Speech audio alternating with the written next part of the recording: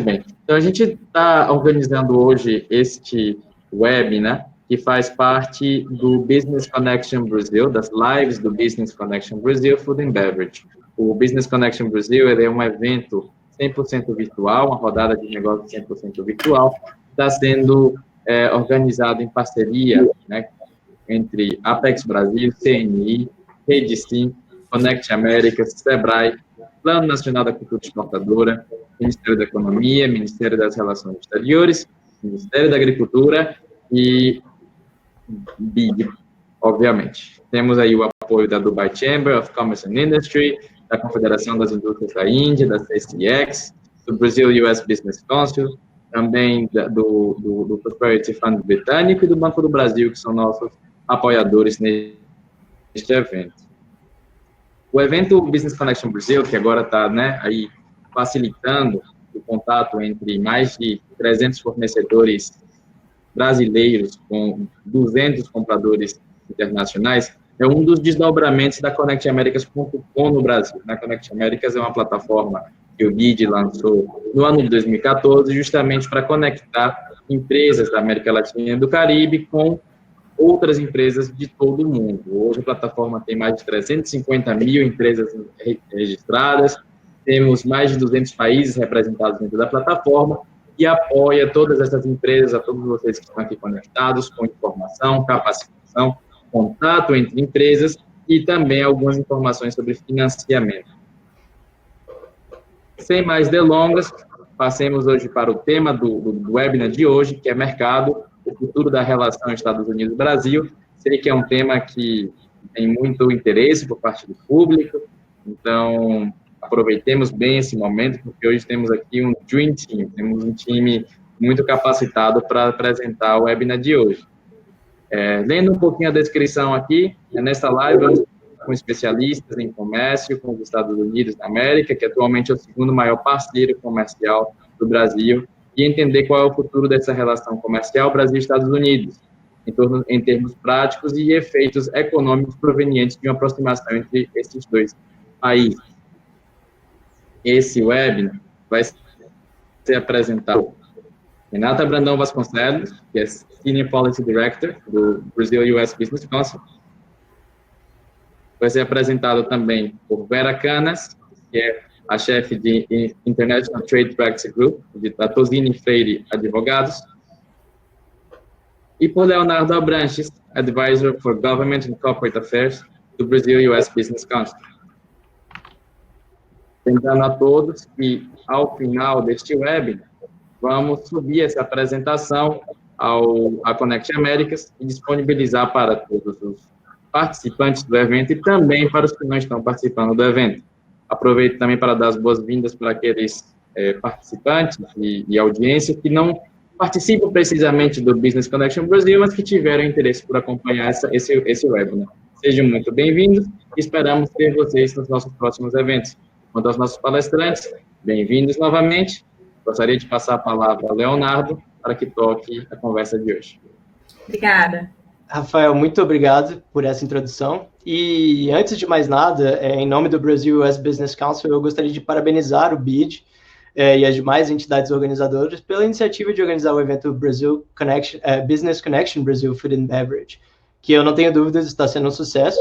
E agradecer também a parceria que temos com vocês. Muito obrigado, Rafael. É realmente um prazer para nós entrarmos como apoiadores desse evento. Como o Rafael falou no início, meu nome é Leonardo Abranches, eu sou consultor do Brazil US Business Council no Brasil, e eu espero que todos que estão aqui hoje estejam bem e saudáveis. Eu agradeço bastante a presença de vocês.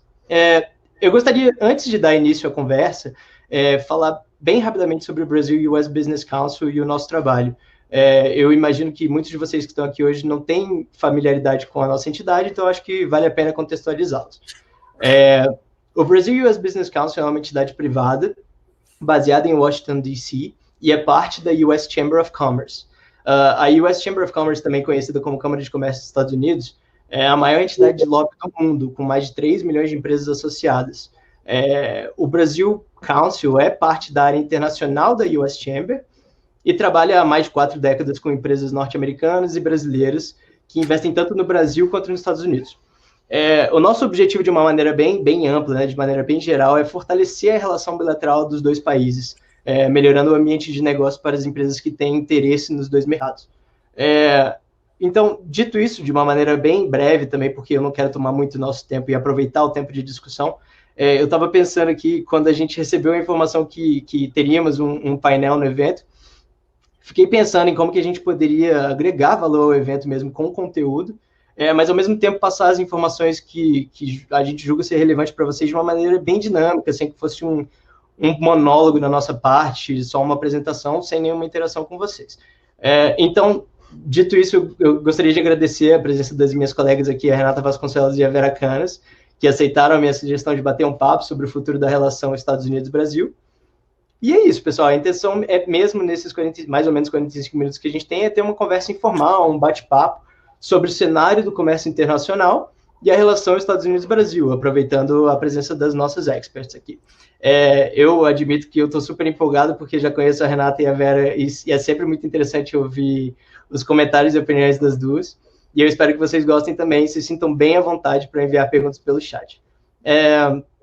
Para dar o pontapé inicial à nossa conversa, eu gostaria de já abrir o debate com uma pergunta para cada uma das minhas colegas, e a partir daí a gente vai tocando em pontos que eu acredito que são relevantes para vocês. E, Rafael, nesse sentido, eu também gostaria de pedir a você para ficar à vontade, interromper a gente, caso tenham perguntas do público no chat, tá? Obrigado. Por favor, pessoal, pode publicar as perguntas no chat. Eu vou estar revisando. Então, começando, eu queria fazer uma primeira pergunta à Renata, e já agradecer também, de novo, pela sua participação aqui com a gente. O tema do nosso painel, como você sabe, é #mercado, o futuro da relação Brasil-Estados Unidos, né? Mas eu queria saber, assim, antes de chegarmos nesse ponto do debate, falando do futuro da relação, eu gostaria de ouvir de você um pouco sobre o passado e o presente dessa relação. Você já trabalha há anos no Brasil Council, né, representando, trazendo a posição de boa parcela da comunidade empresarial, e com essa sua experiência, e tendo em vista a trajetória dessa relação entre os dois países, o que você vê de novidade desde o início do governo Bolsonaro comparado a anos anteriores? Obrigado. Tem muita novidade, sim, muita novidade positiva, ainda mais nesse momento aí que a gente vive tão desafiador para todo mundo. Bom, o meu primeiro ponto é que, olhando para trás, olhando para o presente, olhando para o futuro, nunca houve um alinhamento técnico dos grupos técnicos e das lideranças, alinhamento técnico e ideológico entre os dois países tão abrangente quanto nós temos hoje em dia. Então, eu acho que o papel do Conselho, como você falou, é promover o relacionamento bilateral. Então, aproveitar esse momento único na relação bilateral é super importante.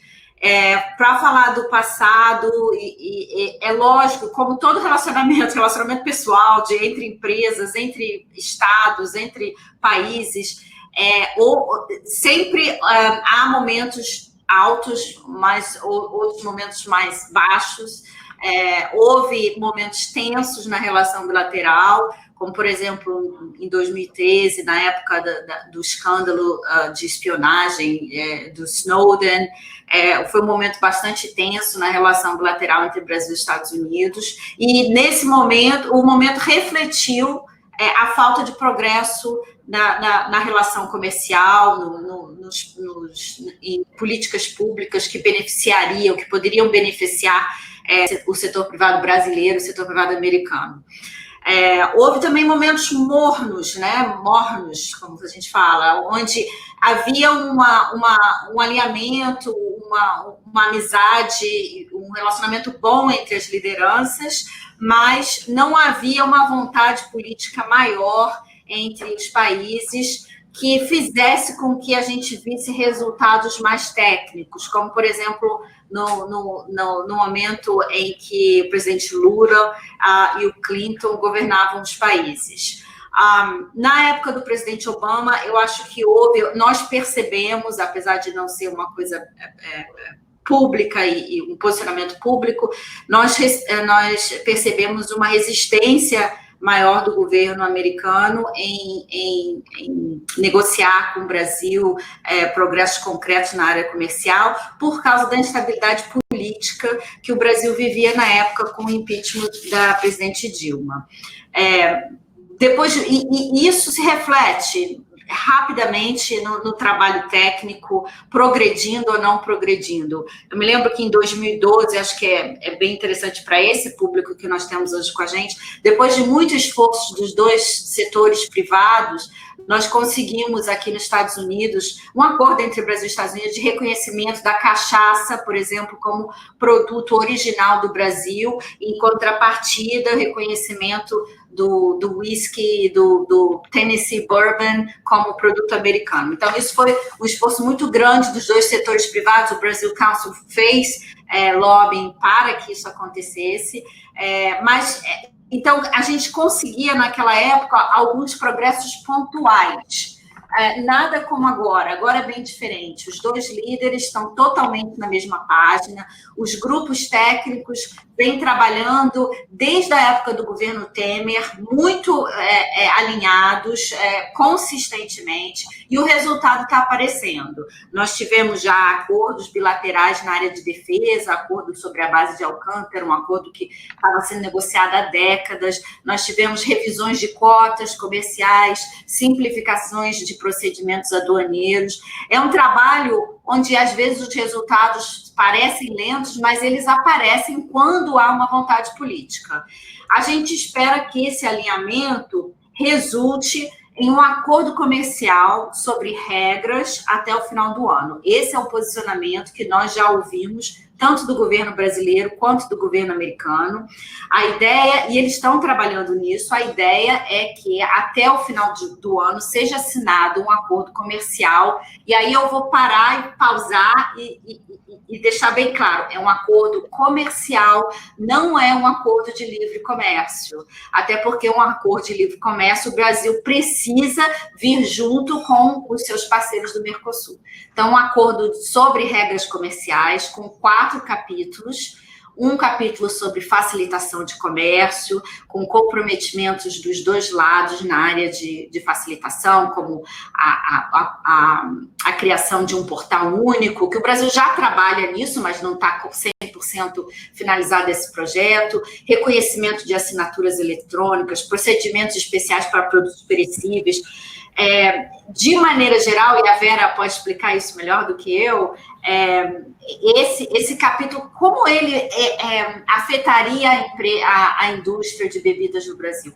Facilita as transações de importação e exportações entre qualquer tipo de indústria. É um acordo que não é setorial, um acordo horizontal, de regras. Não inclui redução de tarifas. Esse seria um acordo de livre comércio, que não está sendo negociado no momento. Existe também uma ideia de se incluir um capítulo sobre comércio digital, que é tão importante agora com a ascensão do e-commerce, das plataformas. É importante ter algumas regras estabelecidas entre os dois países sobre isso.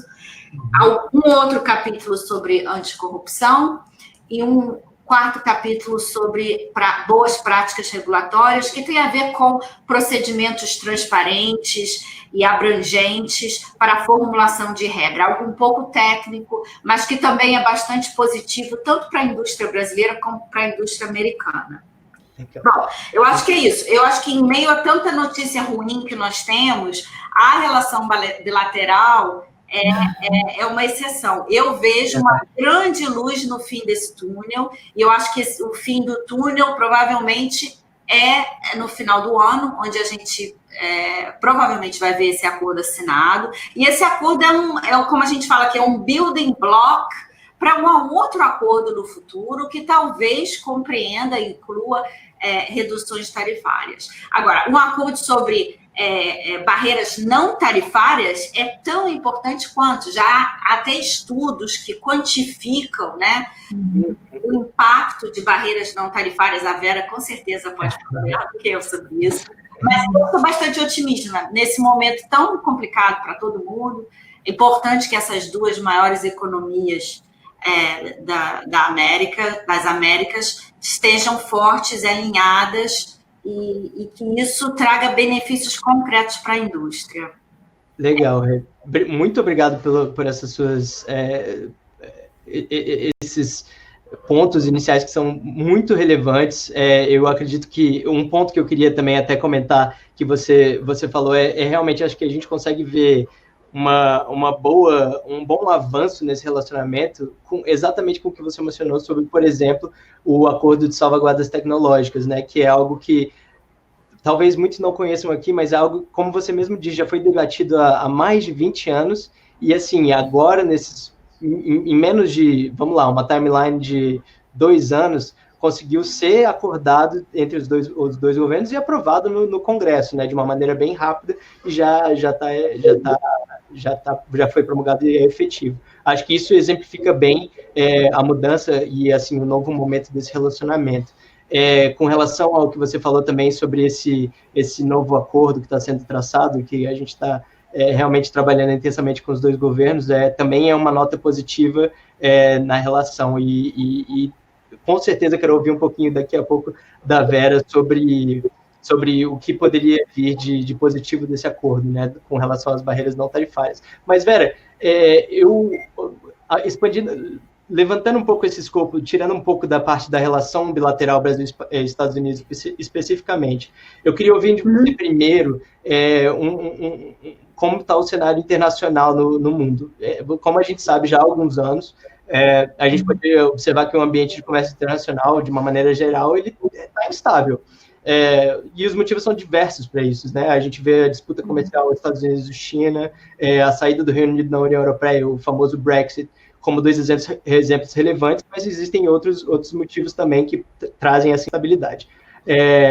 E não há dúvidas também que a pandemia causada pelo Covid-19 agravou essa situação. Na sua visão, quais são os principais novos obstáculos que surgiram no comércio internacional por conta da crise de saúde, né, que agravou essa instabilidade, e quais os possíveis impactos que esse agravamento, né, dessa instabilidade no comércio internacional pode trazer para a relação Brasil-Estados Unidos?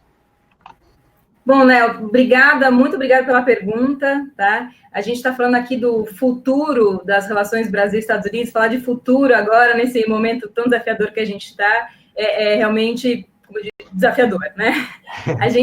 O mundo todo está passando por um momento particular de uma pandemia, digamos, única, né? Aliás, espero que todos estejam bem, estejam em casa, estejam com saúde. E a gente está passando, o mundo todo, quase o mundo todo está passando por um momento, uma pandemia, como disse, meio única, né? Que atingiu tanto a oferta quanto a demanda, né? Então, todo mundo teve que ficar em casa, isolar, os governos mandando fechar e pressionar a economia, isso tudo encolheu a economia, parou a economia para que as pessoas pudessem cuidar da saúde, que é absolutamente legítimo, mas levou a um choque de oferta, né? As fábricas pararam de fornecer, a gente sentiu no começo desse ano, a China, quando bateu uma epidemia na China, muitas fábricas foram fechadas, isso gerou falta de produto no mercado, no mundo todo, aqui no Brasil também, e depois, como se espalhou pelo mundo, também levou a um choque de demanda, né? As pessoas, muitos perderam seus empregos, muitos estão em casa sem poder consumir, outras fábricas também fechadas pelo mundo todo, então você tem esse duplo problema, assim, que impactou, sem dúvida nenhuma, o comércio internacional, tá? Então, você tem uma perspectiva de redução também do comércio internacional. Esse ano está sendo calculado mais ou menos uma redução de 30%, isso são dados da Organização Mundial do Comércio. A gente vai falar um pouco mais sobre isso. Essa pandemia, o que ela é interessante é que ela acelerou um processo que já estava mais ou menos acontecendo, né? Como você mencionou, o Brexit, também teve uma redução da atividade dos países em nível multilateral, a Organização Mundial do Comércio, que centralizava todas essas negociações multilaterais, perde um pouco o seu protagonismo, então você tem uma redução da atividade mais globalizante, que foi um pouco reduzida, e seus países se fechando um pouco mais, então você tem o movimento do Brexit, que os britânicos votaram para para sair da União Europeia. Então, você tem um movimento que já acontecia e agora, com a pandemia, se acelera. Então, os países questionando, será que eu preciso da China tanto? Se eu tenho que depender tanto da China, tanto assim? As cadeias globais de valores, eu tenho mesmo que... será que não era melhor ter o meu fornecedor mais próximo a mim, ou mais uma produção um pouco mais verticalizada? Então, tem esse questionamento um pouco maior, que certamente impacta muito o comércio nacional e a logística, etc. Só que também, quando a gente fala de uma redução de 30%, não é uma redução de 30% pontual, né? A gente não está falando que aqui o comércio nacional é o fim do comércio nacional de jeito nenhum, né? A mensagem aqui é o contrário, muito positiva, até porque essa contração, digamos assim, ela não é igual para todos os setores. Até o setor de alimentos e bebidas, por exemplo, de agronegócio, produtos agrícolas e tal, realmente não caiu, não é uma perspectiva de cair, muito pelo contrário. Aqui no Brasil, a gente diz que é o que está sustentando, digamos assim, a queda não é maior por causa das exportações dos produtos agrícolas. Todo mundo vai continuar precisando se alimentar, enfim. Você vai ter questões mais desafiadoras, digamos assim, como disse, por um lado protecionista, né, os países cuidando do seu próprio quintal, e você vai ter países impondo medidas que afetam as importações de outros países, como, por exemplo, risco de frigoríficos contaminados com Covid, que você aqui no Brasil não estava conseguindo exportar, mas agora já consegue, porque já conseguiu as certificações que os chineses exigiram. Então, você vai ter outros desafios pontuais, sanitários, fitossanitários, que vão se impor, e também países exigindo, a partir de agora, uma consciência mais ambiental e tal, e também exigindo que os países, para que eles consigam exportar mais, eles atinjam outros estándares de proteção ambiental, de produção, direitos trabalhistas, etc. Uhum. Tá? Então, é mais nesse sentido.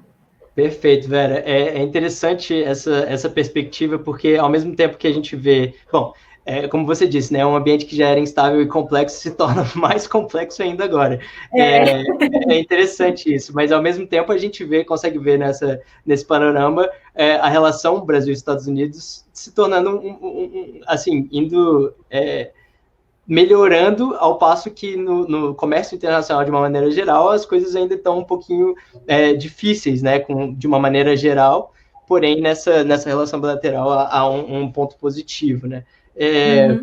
Acho que a gente pode falar um pouquinho sobre isso depois, mas antes de continuar, e aí tem várias perguntas para vocês aqui ainda, eu queria saber, Rafael, se a gente já tem algum comentário, como é que estão os nossos ouvintes aqui, se a gente tem alguma notícia de você. Claro. Leonardo, a gente tem muitos comentários aqui. Pessoal, para quem não sabe ainda, aqui na parte direita da tela, vocês podem mandar comentários. Pode ser tanto pergunta como compartilhar alguma situação. Estou vendo muita gente dizendo que agora com o Covid e tal, está concentrando mais em exportação e que está tendo bons resultados. Aqui a gente tem... Aqui a gente tem, por exemplo, a Samantha e o Rafael, que nos disseram. A Samantha disse: para nós também, Rafael, estamos focando em muitas oportunidades na exportação, também estamos conseguindo bons resultados. A gente tem aí o pessoal falando muito de exportação, da importância do mercado americano, muita gente também comentando aqui que é um grande mercado consumidor. Tem gente também falando de fornecimento, que os Estados Unidos é um importante fornecedor de produtos para essas empresas que estão participando aqui da nossa call hoje. E sim, perguntas já há. O Giuseppe, por exemplo, diz: depois do acordo comercial com temas não tarifários, quanto tempo podemos esperar para um acordo de livre comércio? Aí eu acho que foi no momento que a Fernanda estava falando. E a outra... E aí precisamos ter uma bola de cristal. Não dá para prever. Existem vários... As variáveis são muitas, né? Mas é um passo enorme. Existe um ponto de interrogação sobre o futuro do Mercosul. Qualquer acordo tarifário, o Brasil tem que fazer no momento, tecnicamente, está obrigado a fazer junto com os parceiros do Mercosul. Não que isso não possa mudar, mas esse é o caso no momento. Então, é muito mais complicado um acordo que inclui reduções tarifárias. mas não é impossível. Eu vi aqui em conversas com os dois governos que existe apetite para isso, existe apetite para um acordo muito mais abrangente do que, na verdade, está sendo negociado. Mas aquele negócio, melhor alguma coisa do que nada. Então, vamos fazer força para que esse primeiro acordo mais de escopo mais limitado seja assinado. E aí vamos fazer um esforço grande para que ele seja aprovado pelo Congresso brasileiro. Né? Tivemos um acordo de defesa assinado que foi, que eu digo, a vontade de política é tudo, é chave nesse jogo. O acordo de defesa foi assinado, um acordo que teve muitas controvérsias há décadas atrás, e foi aprovado no Congresso em tempo recorde, porque havia vontade política para que isso acontecesse. Mas eu acho que para a indústria brasileira, mesmo esse acordo de escopo limitado já é bastante benéfico, vai facilitar as transações, vai ser bastante positivo. Perfeito. Eu não acredito, na verdade. Teremos um acordo com redução tarifária. Eu tenho uma pergunta. Não, e lembrando que o acordo entre Mercosul e União Europeia levou 17 anos para ser negociado, né? Então, só assim, dando um parâmetro de tempo de negociação, um acordo mais abrangente leva tempo também. Rafael, você tinha uma pergunta? Exato. Somente para fazer um parêntese, Renata, sobre essa sua fala de oportunidades dentro do próprio acordo que já está sendo negociado, para as empresas de alimentos e bebidas conectadas aqui, qual é o prospecto? Bom, é a facilitação das transações aduaneiras, isso é o primeiro, para mim está no topo dessa lista de como vai facilitar. Ter um portal único, os dois governos negociam o que a gente chama de MRA, Mutual Recognition Agreement, do operador econômico autorizado, que traz benefícios concretos para as empresas que são consideradas operadoras autorizadas no desembaraço dos produtos entre países. Então, se você produz, se você exporta, por exemplo, um produto perecível que precisa de refrigeração, existem algumas facilitações que estão sendo negociadas entre os dois países. Medidas de comércio digital também são bastante importantes, principalmente para as pessoas que vendem através de plataformas online.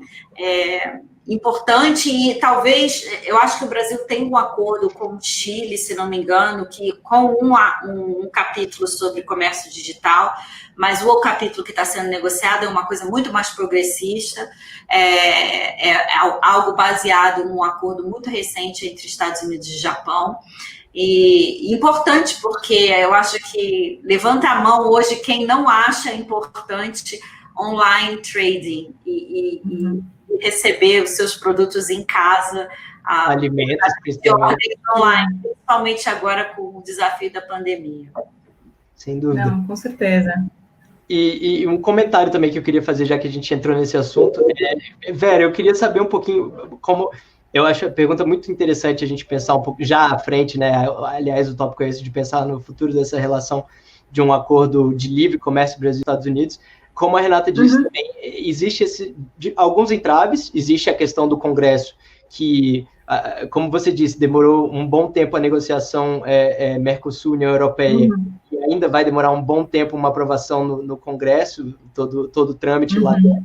A gente sabe de números também feitos acho que inclusive a CNI, que trabalhou nesses números, que acordos comerciais do Brasil e do Mercosul, que são trabalhados no Congresso Nacional, demoram em torno de 4 a 5 anos para serem aprovados. Isso é uma coisa, inclusive, que a gente trabalha no Brazil Council para reduzir esse tempo, né? Então, assim, a partir do momento que a gente vê o acordo de uma forma política sendo exposto, né, falando que os acordos foram aprovados, ainda tem esse longo período para uma aprovação num Congresso. Então, acho que é importante esse assunto. E, Vera, falando sobre essa questão do Mercosul, como você vê isso num possível, pensando já no futuro, agora comentando o futuro dessa relação, como você vê o Mercosul com relação aos Estados Unidos e essa interação? Primeiro, obrigada, Léo, por essa pergunta, e até um pouco reforçando o que a Renata falou, um acordo que a gente está chamando de um acordo de facilitação de comércio e tal, ele não é um acordo de livre comércio, mas reforçando a importância que a Renata falou, quando a gente está falando de livre comércio, a gente está falando de acesso ao mercado, de reduções de tarifas, né, para produtos. As reduções tarifárias preferências tarifárias são descontos que um país dá para o outro nas suas tarifas, no seu imposto de importação, produto a produto, isso é negociado, e para isso o Brasil tem que envolver o Mercosul, porque o Mercosul é uma união aduaneira, ou seja, as tarifas, né, os impostos de importação aplicados no Brasil, na Argentina, no Paraguai, no Uruguai, é o mesmo, então para você negociar, você teria que levar todo mundo junto, tá? Só para esclarecer que a razão é bastante prática, até claro, política também, mas é prática também para o Brasil envolver o Mercosul. Mas os pontos que o Brasil está disposto e Estados Unidos estão dispostos agora a rever, eles dizem respeito às questões não tarifárias, mas elas não devem ser deixadas de lado, porque elas são muito importantes também, até quando a gente está falando de alimentos e bebidas, as questões, os requisitos sanitários e fitossanitários para exportar para os Estados Unidos, as autorizações que precisa, os requisitos para você escolher o seu customs broker, né, o seu despachante, o seu freight forwarder, o pessoal da logística nos Estados Unidos, isso tudo é muito relevante, às vezes até mais do que você só está falando de um desconto no imposto de importação. Não é desprezível, mas essas questões outras de você poder negociar essas regras agora, ter uma convergência regulatória, então vamos combinar quais vão ser os requisitos agora, se eu mandar esse teste de laboratório feito aqui no Brasil, você aceita aí nos Estados Unidos, você credencia também os meus laboratórios, eu posso aceitar aqui no Brasil também o que a FDA vai aceitar, então quer dizer, essa questão às vezes é até mais relevante, dependendo do mercado, e acho que até no mercado de alimentos e bebidas pode ser até mais relevante do que uma tarifa, que é o que a gente chama tradicionalmente de acesso ao mercado. Então, o acesso ao mercado é até mais garantido com a redução dessas barreiras não tarifárias que a gente chama, tá? Então, por mais que a gente esteja falando de um acordo que o pessoal enxerga como um acordo menor, ele não é menor, tá? Ele tem questões que são tão ou mais importantes dependendo do setor. E é importante que as empresas fiquem a par do que está sendo negociado, porque elas vão ter que se conformar, e quanto antes elas se conformarem a essas novas regras, mais cedo elas vão conseguir acessar o mercado americano, então logo seja aprovado. Então, é importante acompanhar o que tá sendo discutido. Excelente, Vera. Eu acho que esse seu comentário é muito importante para mostrar o que acontece, o que está sendo discutido, negociado nesse acordo, o que isso poderia acontecer, o que poderia dar na prática para as empresas que estão querendo acessar o mercado dos Estados Unidos. E pensando nisso, né, pensando nesse nosso público, que são as empresas aqui hoje, que visam entrar nesse mercado americano, eu queria saber de vocês, Renata e Vera, pergunta para vocês duas, qual conselho de vocês, visto a experiência de vocês duas no comércio internacional, nessa relação Brasil e Estados Unidos, qual é o conselho de vocês para dar esse primeiro passo para entrar nesse mercado dos Estados Unidos? Ótima pergunta, Léo, obrigada. Eu trabalhei uns bons anos no escritório de direito americano aqui e estava acostumada a aconselhar clientes brasileiros com relação justamente a esse primeiro passo para entrar no mercado americano. Bom, o meu aconselhamento é, primeiro, fazer um estudo de mercado para ver qual é a demanda do seu produto aqui, se o produto se aplica aos consumidores americanos. Eu acho que deve-se ter em mente que existe uma gama de informações enorme na internet hoje em dia, que são oficiais, não há custo para acessar esse tipo de informação, das websites do governo americano, tanto governos estaduais como o governo federal. Tem muita informação, por exemplo, do Departamento de Comércio americano, coloca bastante informação de como exportar para os Estados Unidos, o que é necessário, como fazer, qual é o primeiro passo a se tomar. Cada estado tem regras diferentes com relação à incorporação de empresas, alguns mais complicados, outros menos complicados. Isso facilmente você pode fazer da sua casa mesmo, pesquisa sobre isso. Acho que também o papel da Apex no Brasil é essencial, recorram à Apex, façam consultas com a Apex para entender exatamente os requisitos que são aplicáveis a empresas brasileiras. A Embaixada em Washington também tem um departamento de promoção comercial que ajuda as empresas brasileiras. Acho que deve-se ter em consideração, primeiro, começar com cautela, né? Vamos começar, talvez, numa região específica, talvez na Flórida, que absorve mais a cultura brasileira com mais facilidade. Vamos escolher um despachante aduaneiro competente, de boa reputação, um advogado, se necessário. Não vamos fazer nada de boca informalmente, isso não funciona nos Estados Unidos. De um lado, eles são bastante diretos e simples na documentação que é necessária, um contrato é imprescindível, um contrato com regras de mediação de conflitos, específico, é importante. Não faz nada informalmente, porque não funciona aqui. Realmente não é a cultura americana. É simples, não é complicado como no Brasil muitas vezes mas é preciso que se sigam as regras. Aconselho também acessar a website do USPTO, que é o escritório de patentes e marcas, né, o INPI americano, e se informar sobre como fazer o registro da sua marca. Você pode fazer o registro da sua marca comercial sem precisar contratar advogados ou agentes que façam isso por você. Importante que a sua marca seja registrada para que você tenha esse direito aqui nos Estados Unidos. O marketing correto do produto. Eu acho que, overall, eu diria, comece com cautela, talvez faça uma exportação independente, não contrate ninguém aqui, comece com cautela, teste o mercado, teste a aceitação do seu produto. Alguns passos vão ter que ser tomados, vocês vão ter que adaptar o produto de vocês. Por exemplo, labeling requirements, requisitos da etiquetagem do produto, marcação de country of origin, né, o país de origem. Tudo isso vai ter que ser de acordo com as regras americanas, né? Autorizações que talvez sejam necessárias para a venda de produtos alcoólicos nos Estados Unidos. Muito desse estudo, dessa pesquisa, pode ser feita por vocês mesmos, pelas websites oficiais, e aí eu faço o highlight da palavra oficiais. Tem muita gente colocando informação que não é correta também aí. Cada departamento americano, cada estado tem sua website oficial, então recorram a essas informações, recorram à Apex, recorram ao consulado, à embaixada. Tem muita gente que pode ajudar vocês por um custo mínimo, se não zero. Então, né? Usem essas oportunidades. Legal. Vera, algum comentário? Só adicionando o que a Renata falou, com base no que a gente vê muito no escritório, quando um cliente tal, quer vender, em especial para os Estados Unidos. Bom, primeiro, como a Renata falou, formaliza, não faça nada, se der, deu, se não der. Então, Estados Unidos é um país em que as pessoas prezam muito os compromissos formais e tal.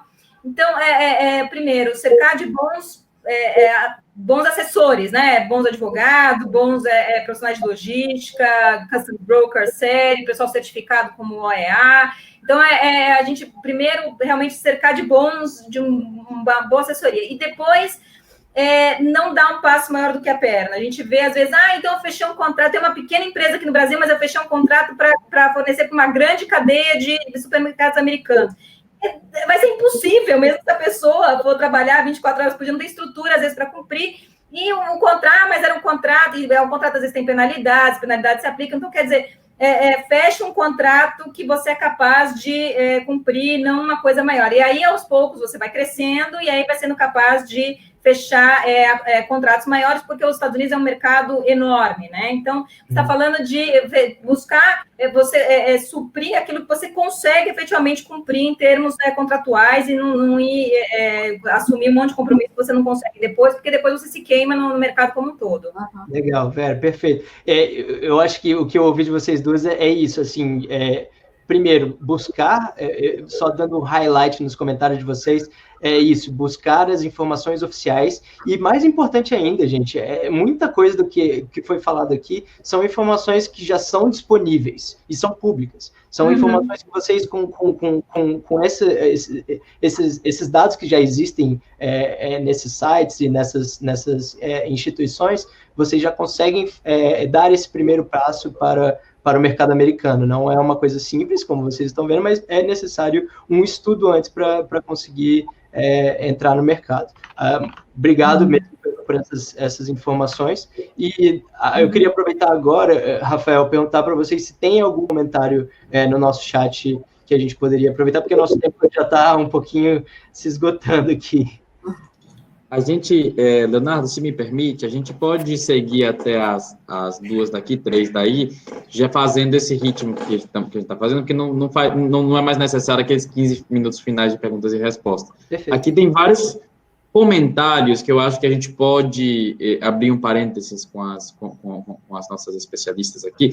Muita gente falando focando no tema das fontes oficiais, das informações que precisam, mencionou-se FDA, também, necessidade, especialmente para alimentos e bebidas, FDA, sendo importante. Muita gente perguntando se é possível enviar uma lista de distribuidores nos Estados Unidos, onde encontrar informação sobre, deixa eu pegar a palavra exata que a usuária usou, Natasha Santiago, ela falou, tem uma pergunta sobre e-commerce. Para o e-commerce brasileiro fazer exportação, quais são as exigências que têm que ser cumpridas e aonde é possível saber essas informações para ver o cumprimento de todas as exigências de exportação. Acho que isso é aplicável também não só para e-commerce, mas no total. Ou seja, qual é o checklist? Né? O pessoal está focando muito nesse checklist. Então, eu preciso da informação oficial, preciso do distribuidor, que é um pouquinho que vocês já estavam debatendo. Só focou muito nisso nos últimos comentários. Não sei se querem complementar, a explicação de vocês foi bastante clara, mas se querem complementar algo nesse sentido, houve muito comentário nessa direção. Rê, você tem algum comentário extra? Eu acho que já abordamos bem, né? O Departamento de Comércio mantém uma lista de customs brokers, que são os intermediários, como se chama no Brasil? Patentes aduaneiros, né? Porque eles têm que ser registrados, não é qualquer pessoa, eles têm que ser registrados, eles submetem relatórios. Eu aconselho para procurar essa lista de despachantes aduaneiros e usar um que seja da região aonde você pretende para onde você pretende exportar o seu produto. É difícil dar um checklist, porque cada indústria, cada produto tem os seus requisitos específicos. Mas, de novo, eu acho que uma boa fonte de informação é o Inside US Trade, do Departamento de Comércio, tem bastante informação. O Departamento de Estado também tem algumas informações interessantes. E tem que ver, ninguém melhor do que, sinceramente, a Apex para aconselhar empresas brasileiras como fazer a internacionalização dos seus produtos.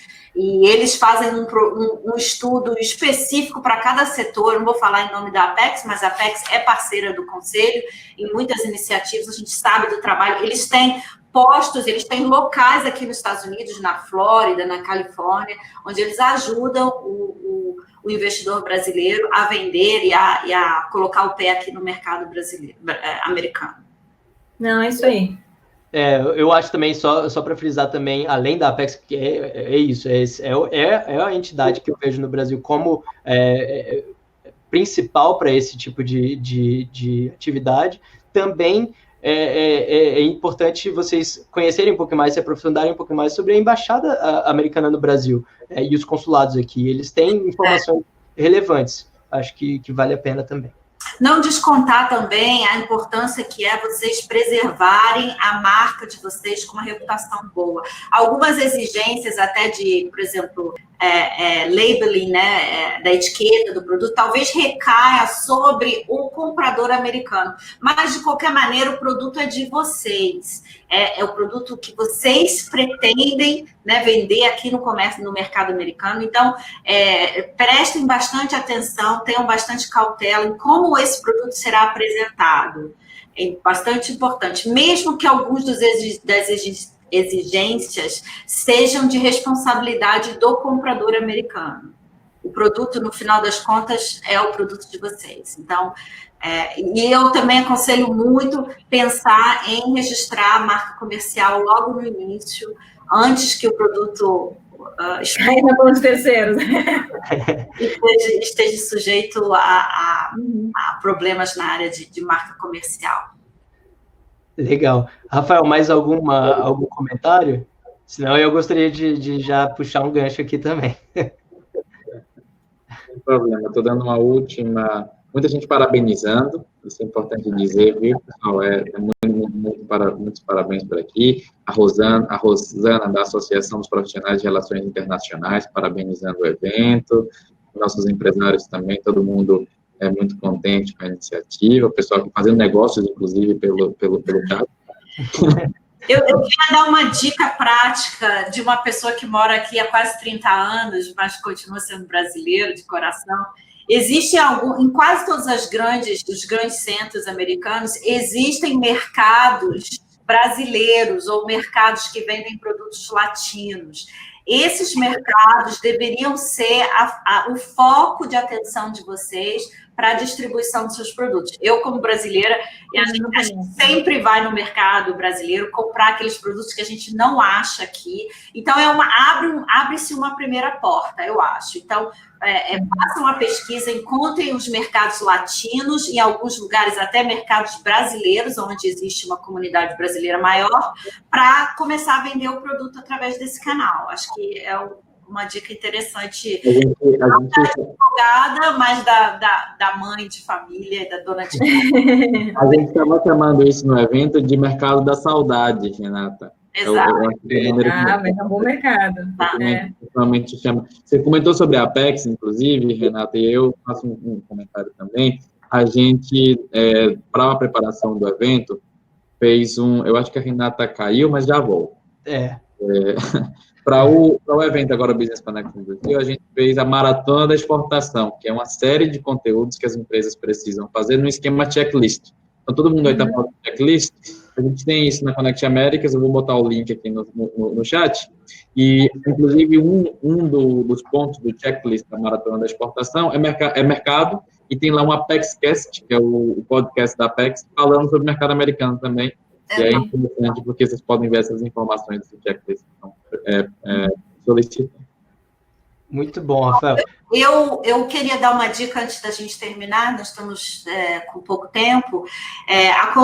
Para quem quer seguir o progresso na relação bilateral, esse acordo que provavelmente vai ser assinado, eu sugiro darem uma olhada e seguirem o Facebook do Brazil Council e o LinkedIn do Brazil Council, porque a gente frequentemente coloca atualizações do processo, de como está o andamento, e a gente fica também à disposição para quem precisar entrar em contato com a gente. O nosso website tem informação sobre os nossos contatos. O Léo está em Brasília, atento a esse progresso aí na relação bilateral. Esperamos que aconteça até o final do ano. Agradeço também o convite de vocês, um prazer. Obrigada. Legal.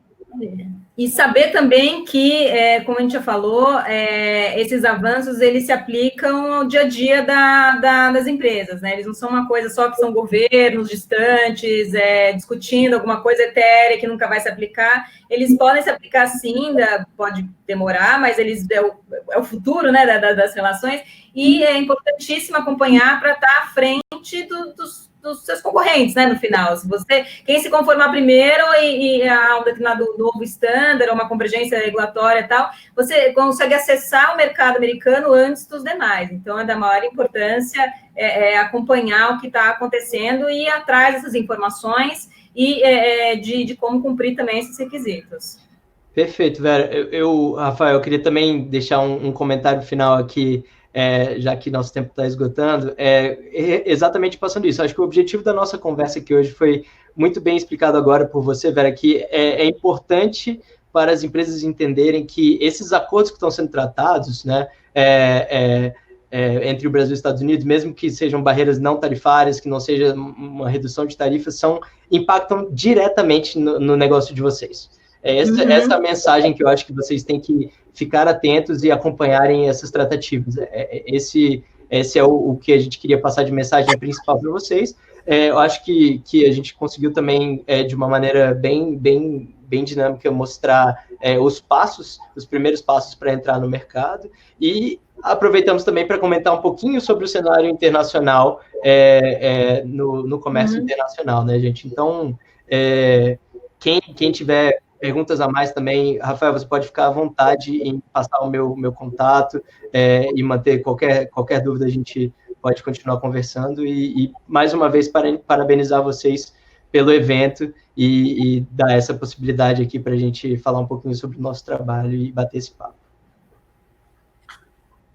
Muito obrigada pelo convite, boa sorte a todos aí nesse desafio de entrar no mercado americano.